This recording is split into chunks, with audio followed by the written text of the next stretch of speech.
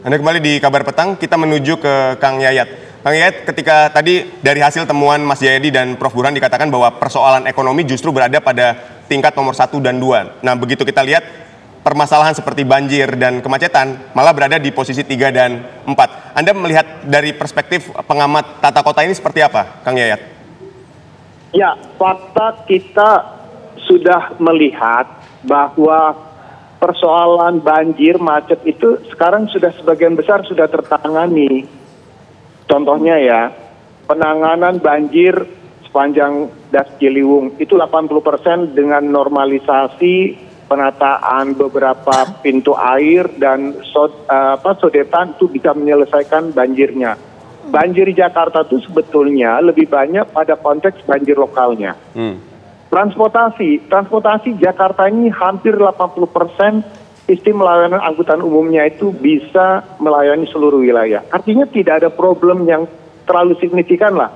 Karena ini fakta yang sudah diatasi berapa kali. Nah, sekarang yang menjadi PR kita adalah betapa sulitnya mencari lapangan kerja di Jakarta. Ya. Angka menunjukkan sektor manufaktur sekarang turun, drop. 60% Jakarta itu informal. Artinya apa? Potensi kesejahteraannya itu semakin menurun. Ditambah Jakarta itu sekarang sebagai kota termahal di Indonesia. Otomatis dengan kondisi seperti ini, pilihan warga Jakarta itu adalah bagaimana mencari lapangan kerja, mendapatkan kesejahteraan yang lebih bagus, dan perlu dicatat sama kita, Jakarta tahun ini mengeluarkan 17 triliun anggaran hanya untuk persoalan bantuan sosial.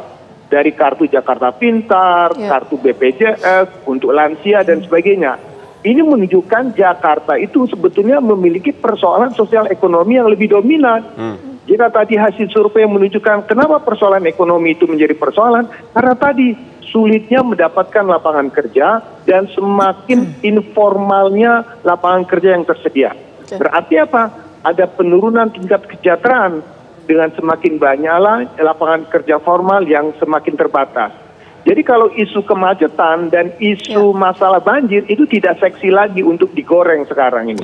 Karena itu tidak akan menjawab dan peristiwanya sudah dianggap sesuatu yang wajar bagi Jakarta yang memang untuk penanganan ini bukan persoalan sesaat dalam 5 tahun, tapi dia lebih menjawab bagaimana kesempatan kerja itu diciptakan dan memberikan ruang lapangan kerja yang lebih banyak bagi warga Jakarta. Ingat, lapangan kerja Jakarta itu bukan hanya diperebutkan oleh warga Jakarta, tapi juga oleh warga Jabodetabek dan warga dari luar Jabodetabek.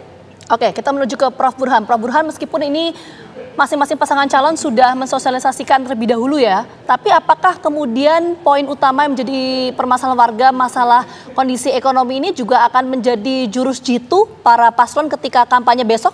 Karena kan dimulai 25 September besok kampanye.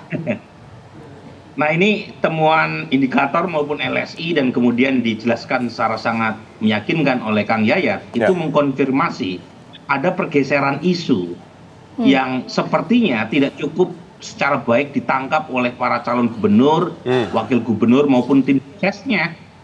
Ya, kalau kita mengamati secara rutin perilaku pemilih warga Jakarta, dulu memang isu macet dan banjir menempati peringkat pertama dan kedua. Tetapi belakangan sudah bergeser isu itu. Isunya seperti yang tadi kita paparkan, itu berkaitan dengan it's the economy stupid. Nah, isu berkaitan dengan deflasi sehingga menyebabkan mereka warga Jakarta menurun daya belinya. Kemudian isu berkaitan dengan lapangan pekerjaan yang makin susah. Itu isu-isu yang kurang ditangkap, direspon oleh para calon. Jadi para calon ini berpikir seolah isu Jakarta ini masih seperti 5-10 tahun yang lalu. Ketika masalah banjir dan kemacetan belum cukup cakap diatasi oleh pemerintah. Padahal sekarang sudah mengalami proses penyelesaian. Memang masih ada beberapa kasus kemacetan dan banjir ya. Tetapi frekuensinya udah menurun. Nah, ini yang menurut saya harus diatasi atau disampaikan. Solusinya seperti apa untuk mengatasi masalah ekonomi. Ya, Prof. Burhan, pertanyaan saya belum terjawab. Jadi akankah hal masalah soal ekonomi akan menjadi pembahasan ketika mereka semua berkampanye besok? Nah, sejauh ini kan masih mismatch tadi kan, isunya kan isu yang berkaitan dengan isu kelas menengah ya, masalah urban yang dibahas oleh misalnya Mas Pramono atau Ridwan Kamil dengan apartemen ngangkangnya itu, dengan mobil curhatnya itu ya. Tetapi yang kita dengar kan justru bagaimana solusi jangka pendek berkaitan dengan informalisasi pekerjaan, berkaitan dengan kelangkaan usaha dan seterusnya itu. Tapi dugaan saya setelah disiarkan TV One ini, gitu, dugaan saya akan tuh bergeser isu para calon itu. Mereka akan bicara isu-isu jangka pendek, terutama berkaitan dengan menurunnya kelas menengah secara frontal ya. Kemudian juga masalah pekerjaan yang makin susah.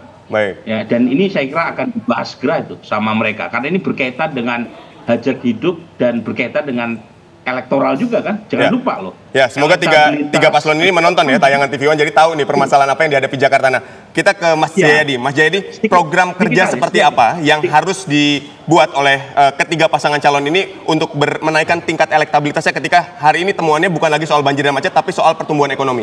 Silakan, Mas.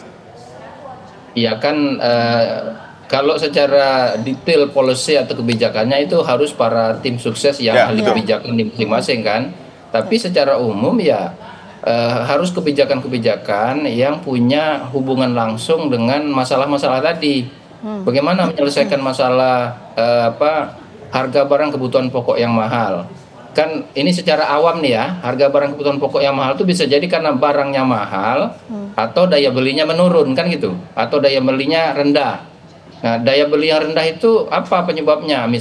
Pasti terkait dengan kemampuan mereka untuk mencari nafkah kan, lapangan pekerjaan dan sebagainya.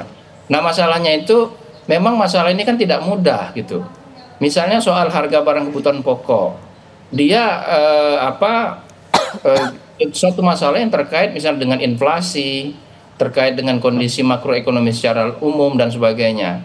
Itu kalau kita dengar dari teman-teman dari ekonomi. Jadi memang sekali lagi memang para calon harus menyiapkan penyelesaian jangka pendek dan penyelesaian jangka panjang. Nah, yang jangka pendek itu apa yang kebayang sekarang? Biasanya kan bantuan sosial. Atau nanti mereka akan buat program seperti bazar sembako murah misalnya ya. Lalu mungkin yang akan dijual adalah pelatihan kerja. Dan itu semua sudah ada kan? Betul. Sudah pernah kita dengar. Nah, yang apa nih hal-hal baru yang harus kita dengar yang terkait dengan penyelesaian masalah itu? Boleh saja mereka punya program yang terkesan gimmick atau terkesan kalau istilah Mas Burhan itu lebih open kepada kelas menengah ya, yaitu misalnya soal mobil curhat. Kan mobil curhat itu dikaitkan dengan masalah masalah mental illness segala macam yang masalah psikologis, dia mendera generasi muda atau generasi milenial. Kalau balai rakyat itu terkait dengan bagaimana masyarakat bisa kumpul di tempat yang lebih nyaman, bisa punya ruang yang lebih terbuka gitu. Nah, itu kalau itu memang tetap mau dipakai, itu harus dikaitkan dengan masalah tadi, dengan urusan pekerjaan masalah itu juga dengan harga barang, juga dengan masalah-masalah yang terkait dengan